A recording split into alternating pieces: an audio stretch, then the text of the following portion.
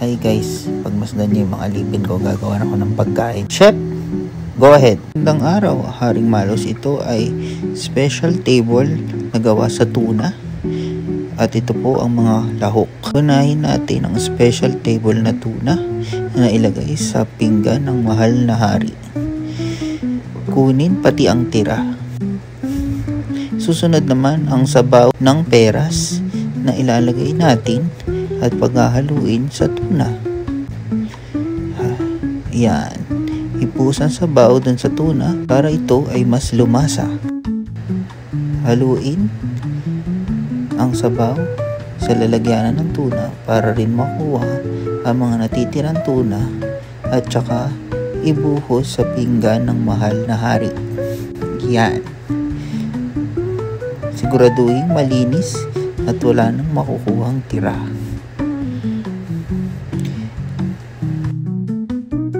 Halu-haluin lang ang tuna at sabaw ng peras para maging kasing lapot ng condensed milk.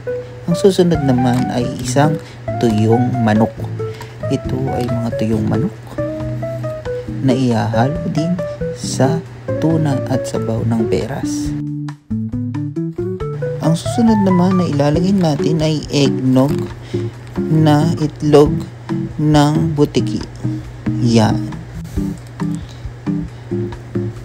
Ang huli ay pamitlog, pamintang itlog na binubudbod sa pagkain ng mahal na hari.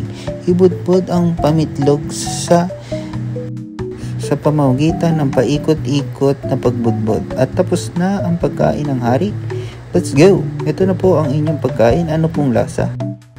Tingin ko masarap naman, lalo na yung pamitlog na may sabaw ng peras. Halika at samahan mo kumain. Sige po, sa inyo na lang po yung pagkain nyo, Haring Malos. Ubusin nyo na po yan. Salamat! Ako'y nabusog. Bye!